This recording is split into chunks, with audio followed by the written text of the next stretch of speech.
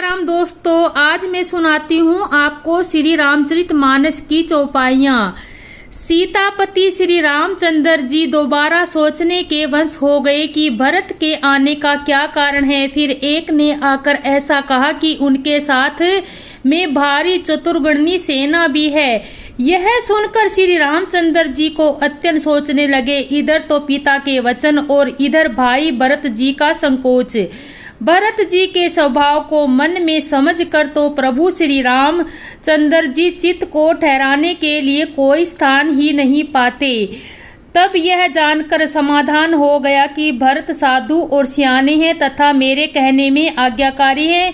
लक्ष्मण जी ने देखा कि प्रभु श्री राम जी के हृदय में चिंता है, तो वे समय के अनुसार अपना नीति युक्त विचार करने लगे। हे स्वामी, आपके बिना ही पूछे मैं कहता हूँ कि सेवक समय पर ठिठाई करने से ठीक नहीं समझा जाता, अर्थात आप पूछे तब मैं कहूँ ऐसा मौका नहीं है, इसलिए यह मेरा कहना ठिठाई नहीं होगा। हे स्वामी, आप शरणों में शिरोमणि हैं, सब जानते ही हैं। मैं सेवक तो अपनी समझ की बात कहता हूँ। हे नाथ, आप परम सुहृद, बिना ही कारण हित करने वाले, सरल हृदय तथा शील और स्नेह के भंडार हैं। आपका सभी पर प्रेम और विश्वास है और अपने हृदय में सबको अपने ही समान जानते हैं।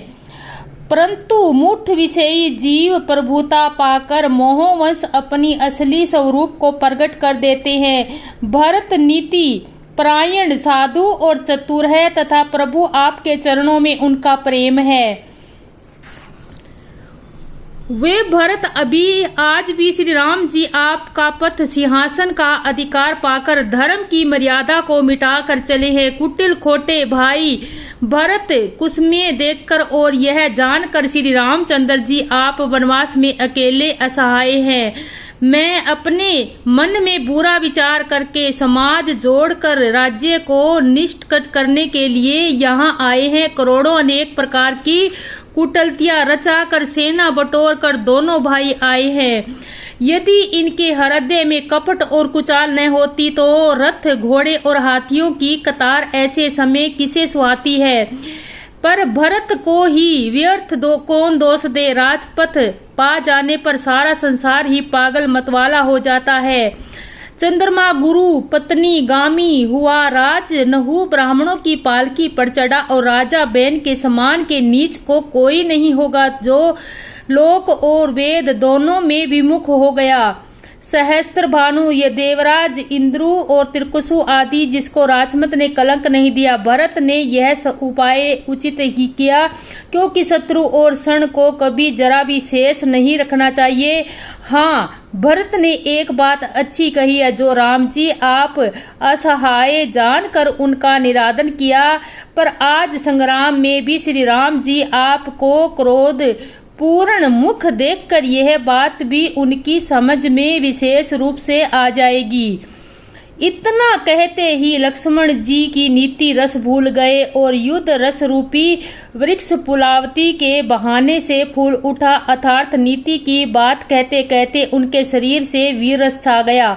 वे प्रभु श्री राम जी के चरणों की वंदना करके चरण रज को सिर पर रखकर सच्चा और स्वाभिन बल कहते हुए बोले,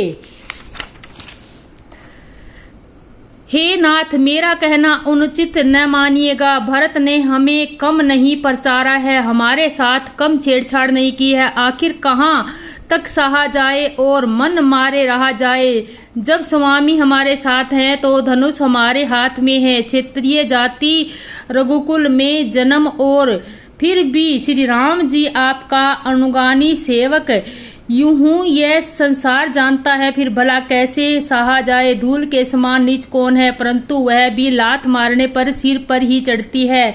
यूं कहकर लक्ष्मण जी ने उठकर हाथ जोड़कर आज्ञा मांगी। जैसे वीर रस होते जगह उठा हो, सिर पर जटा बांधकर कमर में तरकस कस लिया और धनुष को सजाकर बाण को हाथ में लेकर कहा, आज मैं श्री राम आपका सेवक होने का यश हूँ और भरत जी को संग्राम में शिक्षा दूं।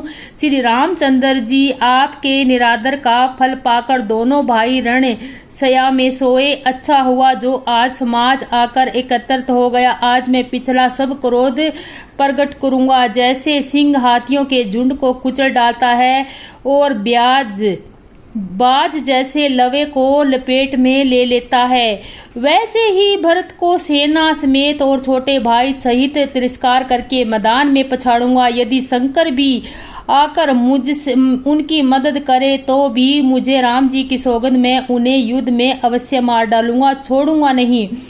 लक्ष्मण जी को अत्यंत क्रोध में तमतमाया हुआ देखकर उनकी प्राणिक सौगंध सुनकर वे सब लोग भयभीत हो जाते हैं और लोकपाल घबराकर भागना चाहते हैं। सारा जगत भय में डूब गया। तब लक्ष्मण जी के अपार बाहुबल की प्रशंसा करती हुई आकाशवाणी हुई। हे तात, तुम्हारे प्रताप और प्रताप को कौन कह सकता है कि और कौन जान सकता है, परंतु कोई भी काम हो उसे अनुचित उचित खूब समझ बुझ कर किया जाए तो सब अच्छा कहते हैं। वेद और विधान कहते हैं कि जो बिना विचारे जल्दी ही किसी काम को करके पीछे पछताते हैं वे बुद्धिमान नहीं है।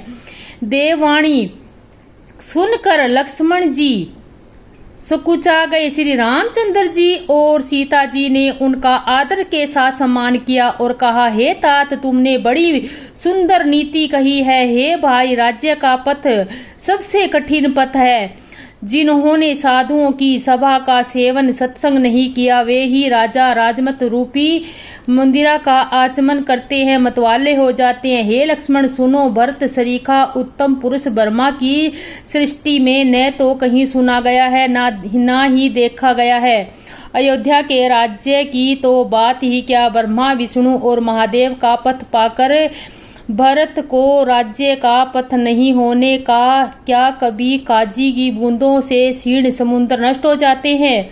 अंधकार चाहे तरुण मद्राहे के सूर्य को निगल जाए, आकाश चाहे बादलों को में समाकर मिल जाए, गोखे खूर इतने जल में अध्यस्त डूब जाए और पृथ्वी चाहे अपनी स्वाभाविक समा सहनशीलता छोड़ दे। जय सिया राम दोस्तों।